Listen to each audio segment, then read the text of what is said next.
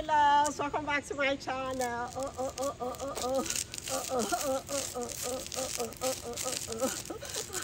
So today I felt like belly dancing. I got this, I think I got this from Istanbul. It's for belly dancing. It was too big for me. This is supposed to ride on the hips, as you can see, like so. Like so, like when you move, like so. Okay, and then it moves. But my hips are very small, and so I even had my stylist, you know, customize it when I came back to America to tighten it up. But it's still too big, and you can see she tightened it here, because if she tightens it more, it might be out of shape. I think it needs, like, yeah, I'm gonna ask her if she can tighten it a little bit more here, because as you can tell, this is way too big for me, you know. So if she can tighten it, I'll fold it down when I showcase it for you all. And then the top was actually also too big, and so they tightened it here and tightened it at the back. Okay, and it works. It actually holds the babies. As you can see, I can move, I can jiggle, I can wiggle, I can dance, and it still holds. See?